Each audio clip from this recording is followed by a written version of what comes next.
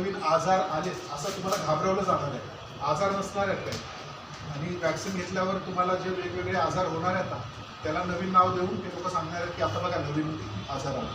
जसं वॅक्सिन घेऊन जे लोक हार्ट अटॅकनी मरत होते, जे चालता बोलता पडत होते, त्यांना नवीन नाव दिलं severe sudden adult death syndrome, SADS. त्याला म्हणजे WHO नाव दिलेलं आहे नवीन आजाराचं, सॅड्स म्हणून, सडन ॲडल्ट डेथ सिंड्रोम म्हणतात त्याला. तर हा सगळा जो खेळ आहे हा भीतीचा आहे, आणि डॉक्टरांनी जे काय आमचं सांगितलं त्याच्यामुळे तुमच्या मनामध्ये भीती उत्पन्न झाली असेल असं मला वाटतं. ठीक आहे, आणि आमची डॉक्टर जर सोडलेत ना तर बाकीच्या सगळ्या डॉक्टरांचं हेच काम असतं की लोकांना घाबरवणं आणि त्यांच्याकडून पैसे काढणं. पण आम्ही इथे कोणालाही घाबरवायला आलो नाही आहे. जसं आज तुम्ही बघताय ना, पूर्ण भारतभर एक भारत जोडो यात्रा निघालेली आहे. इकडे या बाजूला प्रबोधन यात्रा निघालेली आहे. आता लोकांचं भलं किती आहे नाही आहे मला ते माहिती नाही, कारण त्यांचे काही राजनीतिक काही असू शकतील. पण आमचं शुद्ध आणि शुद्ध समाजकारण, जनजागृती, लोकांना भावी लोकांच्या जीवनामध्ये जे काय चाललेलं आहे ते लोकांना समजून सांगण्याचं काम करावं. आत्ता साहेबांनी सांगितलं की विरोधक आहेत, विरोधी पार्ट्या आहेत, मोठे मोठे नेते आहेत जे सत्तेमध्ये नाही आहेत तर ते त्यांचा पाय खेचू शकतात. पण वरच्या लेवलला डॉक्टरांनी बोलताना शाळेत तुम्ही लक्ष दिलं असेल, त्यांनी सांगितलं की वर्ल्ड इकॉनॉमिक फोरम दावोसला असतात. प्रत्येक जानेवारी महिन्यामध्ये तिथे एक त्यांचं संमेलन भरतं. तिथे सगळे उद्योगपती, अरबोपती तिथे गेलेले असतात. आपले हे सुद्धा नेते असो, मुख्यमंत्री असो, प्रधानमंत्री असो, आदित्य ठाकरे सुद्धा यावेळी दावोसला गेले होते. हे तुम्ही न्यूजमध्ये ऐकलं असेल. तर मुद्दा असा आहे की त्यांना ते सगळं माहिती आहे, त्यांना ते मॅनेज आहे. आता कुणीतरी विचारलं होतं की, यांनीच विचारलं होतं की काकासाहेब लहानेंनी वॅक्सिन घेतली होती म्हणून. अशी कितीतरी व्हिडिओ आलेले आहेत की त्यांना टोचलं. काय टाकलं त्याच्यामध्ये? सलाईनचं पाणी टाकलं, या प्लासिबो टाकलं, की फक्त असं दाखवलं. कुणी काय करतं तो विषय वेगळा. हे माझं शरीर आहे, माझं जीवन आहे, माझ्या मागे माझे मुलं आहेत, माझा कुटुंब परिवार आहे, त्यांच्यासाठी मी असणं गरजेचं आहे की जोपर्यंत ते त्या लेवलला जातो. आता एक तर हे माझं जीवन झालं, परत आपल्या मुलांचं पुढचं भवितव्य, त्याच्याबद्दल आपण जाणून घ्यायचं.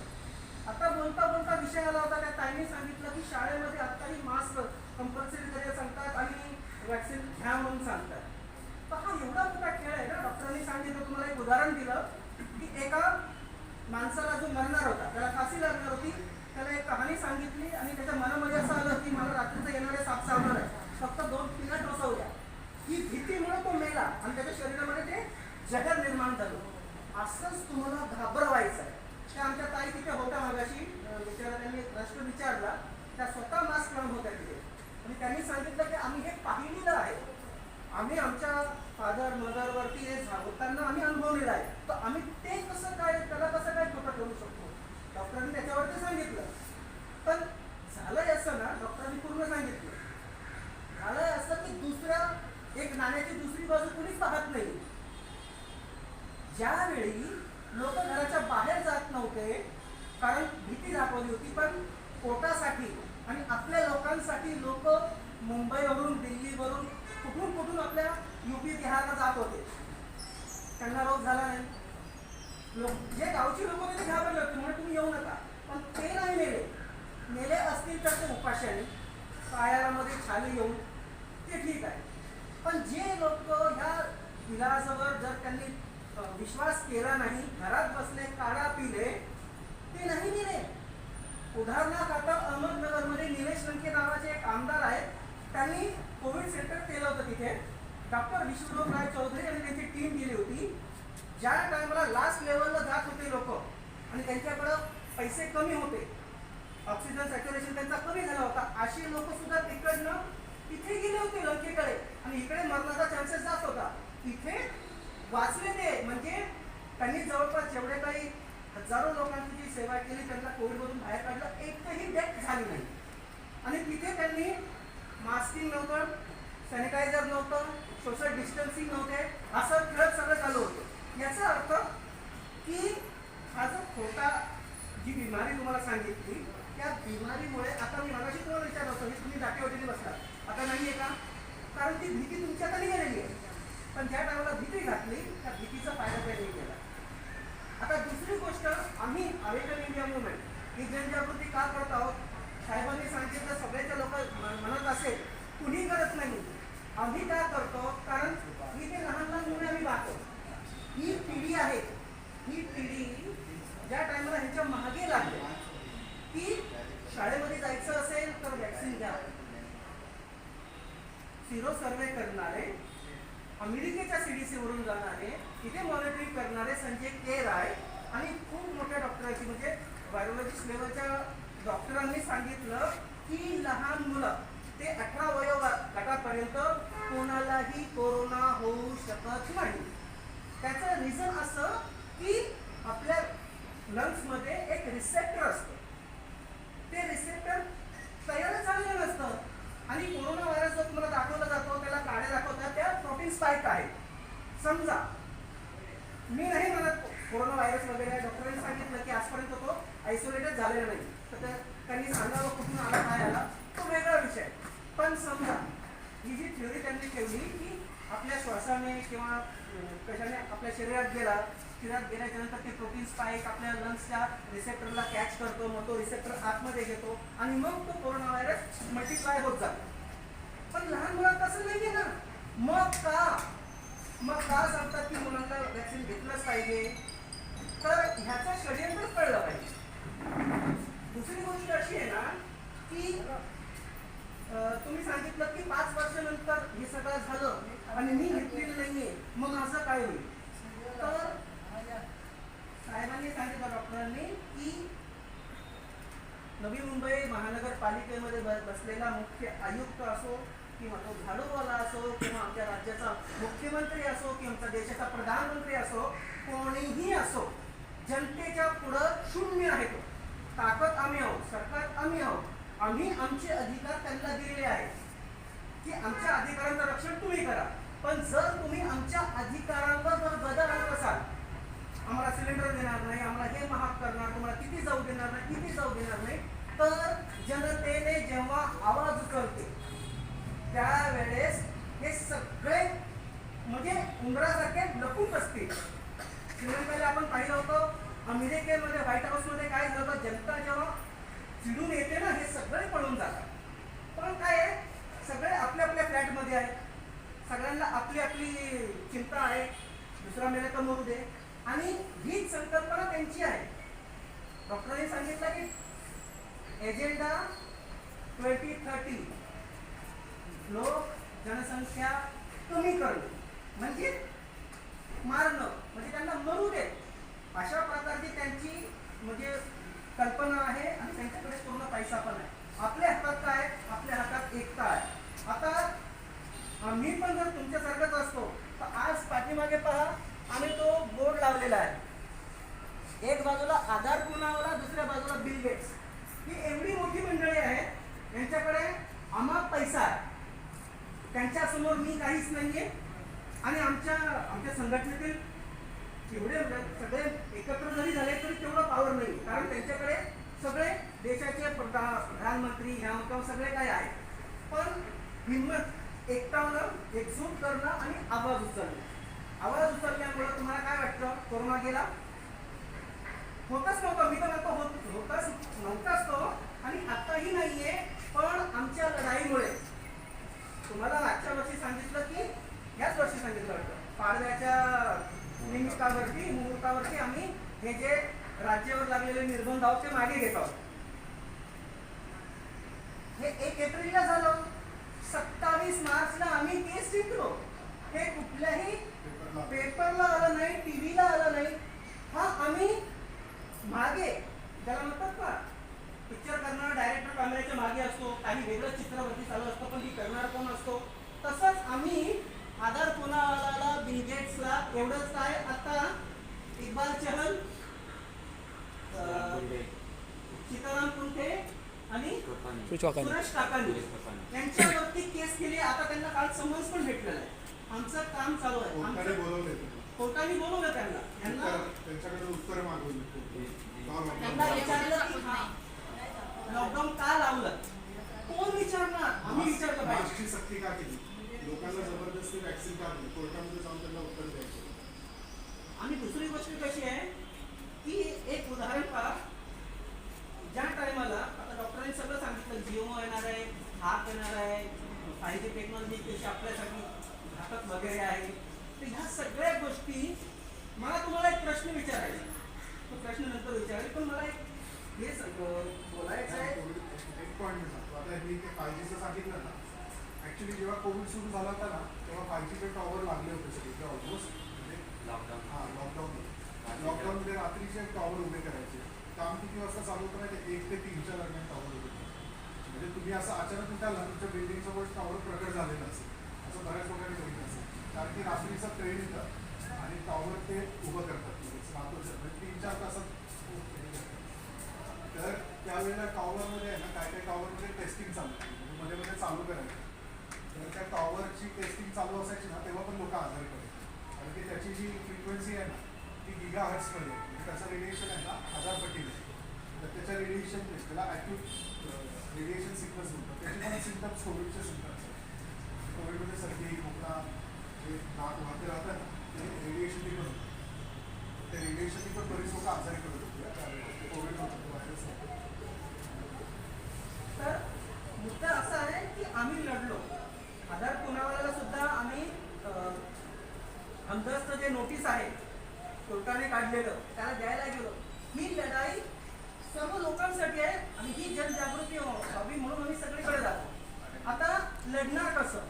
उदाहरण तुम्हाला सांगतो ताई, तुम्ही पाहिलं असेल, ज्या टायमाला एक बाजूला कोविडचा काळ होता, सगळे लोक घाबरून घरी बसले होते, पण जे शेतकरी लोक होते ते दिल्लीला, गाझीपूर बॉर्डर इकडे तिकडे पूर्ण दिल्लीला घेऊन होते. का होते?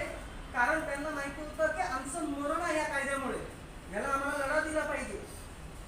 त्यावेळेला काय होणार, त्यांनी लढा दिला, 100 दिवसाचा जास्त त्यांचा वेळ गेला आणि ते पावसात, थंडीत, उन्हात राहिले, पण त्यांनी लढा दिला. मग सरकारला काय बॅकफुटला यावं लागत. त्यावेळेस त्यांनी सांगितलं की नाही, आता आम्ही लागू करत नाही आहोत. तसंच जर यांनी जो विचार केलेला आहे, या इलिट्स लोकांनी, शैतानी लोकांनी, जे शैतानी विचार ज्यांचे आहेत, ते सांगतात की लोक मरू देत, आमची पिढी बर्बाद होऊ दे, असं त्यांचं स्वप्न आहे. आपण जर आतापासून लढायची सुरुवात केली, आपण त्यांना थांबू शकत नाही, पण त्यांना मागे लोटू शकतो की 2030 नाही, 2050, 2070. पण हे करण्यासाठी आपल्याला एकजुटता हवी लागेल.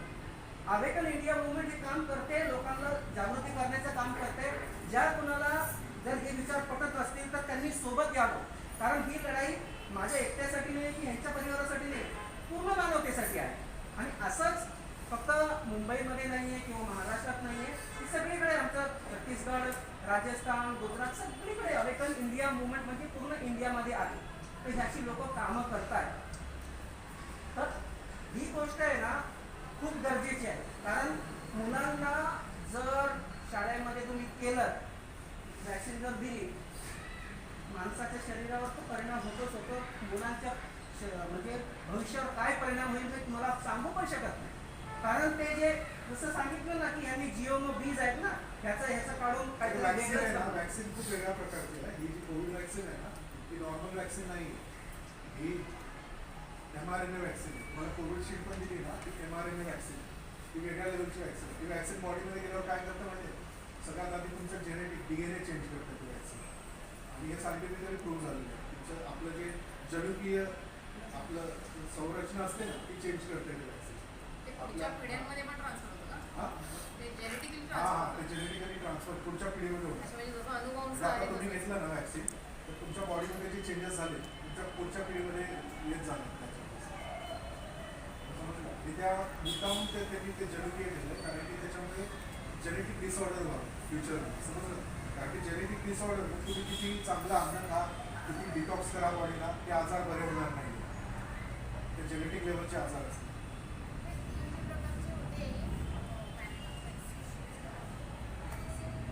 बेसिकली वॅक्सिन 3 प्रकारचे आहेत ना, ते वॅक्सिन ते बॉडीमध्ये mRNA जातं ना, ते वेगवेगळे प्रकार आहेत. फॉर एक्झाम्पल जे mRNA वॅक्सिन US मध्ये चालू आहे किंवा युरोपमध्ये जे दिलं जातं आहे, जॉन्सन अँड जॉन्सनचं किंवा फायझरचं, मॉडर्नाचं, त्याच्यामध्ये एक ग्लायकोप्रोटीन वापरलं जातं डिलिव्हर करण्याचं. समजलं ते ग्लायकोप्रोटीन ग्रुप आपलं कोविशिल्ड आहे ना it is also mRNA vaccine basically ते जाऊन mRNA कोडिंगच करते बॉडीमध्ये फक्त ते वॅक्सिनला डिलिव्हरी सिस्टम आहे ना ते ॲडिनो व्हायरस आहे Covishield it is a virus त्या व्हायरसच्या आतमध्ये ते mRNA टाकले आणि ते व्हायरस आपल्या सेलमध्ये जातं आधी आणि ते व्हायरस तिथे रिलीज करते आता ॲडिनो व्हायरस आहे ना तो माकडांमधला व्हायरस आहे तो वापरतो आता त्या ॲडिनो व्हायरसमुळे बऱ्याच प्रकारची कॅन्सर होते तर एखादी गोष्ट तुम्ही माकडाची टाकताय तुमच्या शरीरात मानवी शरीरात समजलं माकडाचे सेल्स टाकतात माकडाचे सेल्स वापरलेले असतात बऱ्याच हां फिटाईल गोल्डन सिरम बरेच लोक आता जे आपले इथे जे लोक धार्मिक लोक आहेत गाईला आपलं देव मानतात पण गाईचं जे बछडं असतं ना म्हणजे गाई जेव्हा प्रेग्नेंट असते जिवंत गाईचं पोट पाडून ते जिवंत मूल काढून त्याच्या हृदयामध्ये एक निडल बसली जाते त्या जिवंत बछडा असतं ना गाईचं त्याच्या आणि त्याचं रक्त काढलं जातं आणि त्याचं सिरम बनवून त्याच्यामधून वॅक्सिन होतं तर इमॅजिन करा इतकी घातक गोष्ट म्हणजे एखाद्या धार्मिक माणसाने घेतलंच नाही पाहिजे कुठली गोष्ट घेतलीच नाही पाहिजे मुळात ते खूप विषारी आहे आणि प्रत्येक वॅक्सिनमध्ये प्रिझर्वेटिव्ह यूज करतात I am not talking about फक्त कोविड वॅक्सिन नाही बोलत आहे लहान मुलांना जो पोलिओ वॅक्सिन देतात ना सगळे वॅक्सिन त्याच्यामध्ये एक प्रिझर्वेटिव्ह कॉमन प्रिझर्वेटिव्ह असतं हिमिसिरॉल बोलतात म्हणजे पारा मर्क्युरी त्याचं टेक्निकल नाव हिमिसिरॉल असतं आणि पारा माणसासाठी सगळ्यात विषारी गोष्ट आहे ती न्यूरोटॉक्सिक आहे म्हणजे ब्रेनला डॅमेज करतो पारा तर लहान मुलांच्या वॅक्सिनमध्ये पाऱ्याची जी टॉक्सिक लेवल असते ना 200 ppm पारा टॉक्सिक मानला जातो आणि वॅक्सिनमध्ये 250 ppm 2500 ppm असते म्हणजे कितीतरी पटीने जास्त पारा असतो वॅक्सिन म्हणून वॅक्सिनेटेड मुलं आहेत ना लहानपणापासून पण आपण जे काही वॅक्सिन देतो ना ते दिले नाही पाहिजे किंवा आपण कितीपोटी देतो ते काही होत नाही मुलांना तुम्ही मुलांचं डाएट चांगलं ठेवा मुलांना नैसर्गिक फळं बिळं खायला द्या मुलं तुम्हीच आजारी नाही एक आणखी होतं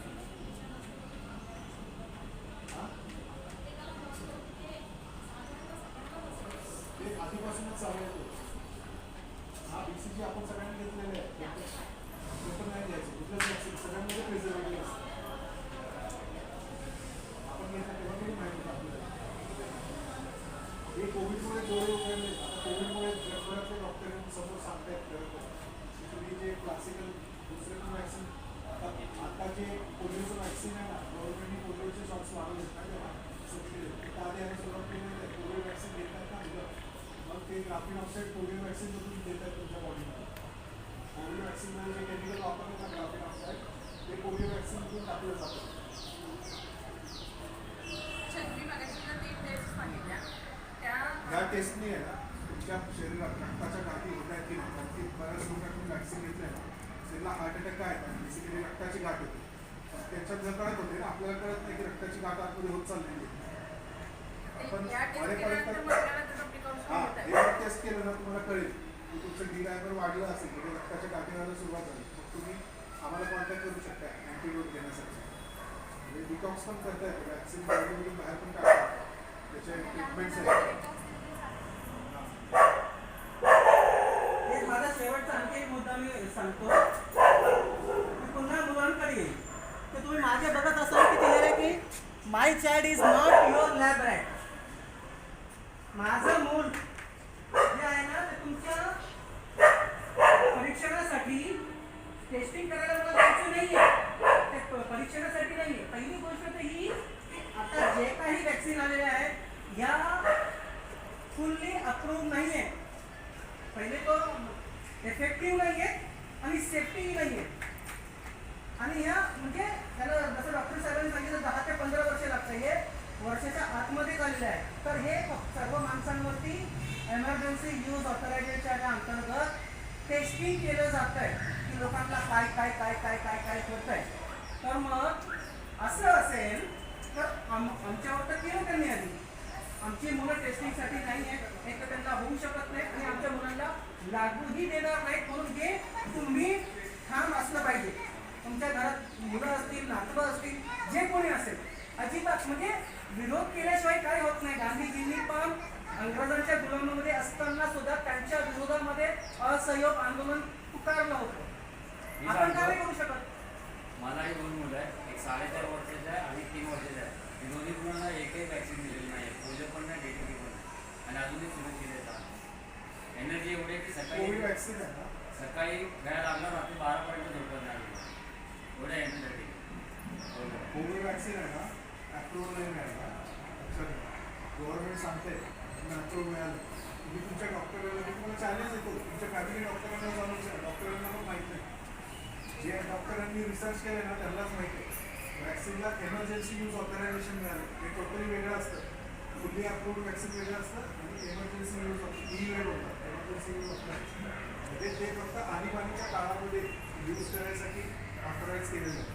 आता मला सांगा, आणीबाणीचा काळ आहे का? लोक मरत आहेत का? एवढा आजार म्हणजे कोविड एवढा वाढला आहे की जागोजागी घरोघरी लोक मरत आहेत आणि काय अवेलेबल आहे ते देऊन टाका, त्याला आणीबाणी बोलतात. हां, त्याला आणीबाणी. आता तुम्ही बघितलं असेल की गेल्या आठवड्यात साऊथ कोरियामध्ये हॅलोवीन पार्टी होती. एक पार्टीमध्ये 150 लोकांना एकाच वेळेला हार्ट अटॅक आला. गेल्या आठवड्यात 28 तारखेला 28 ऑक्टोबर 150 लोकांना एकाच वेळी एकाच ठिकाणी हार्ट अटॅक आला. 150 लोकांना. हे पहिली घटना आहे जगामध्ये अशी घडणार नाही. याच्या आधी असे एवढे हार्ट अटॅक एकाच ठिकाणी. तर हे बरेच तज्ज्ञ लोक होत आहेत तिथे जो 5G टॉवर आहे त्याच्या रेडिएशनची तुम्ही वॅक्सिन घेतलेलं आहे त्याचं ग्राफिन ऑक्साईड ॲक्टिव्ह झालं बॉडीमध्ये, त्याने मग ते हार्ट अटॅक आले. तर लक्षात ठेवा, आपल्या इथे पण जेव्हा 5G सुरू होती तेव्हा आपल्या इथे पण तशा घटना दिसायला सुरुवात होती.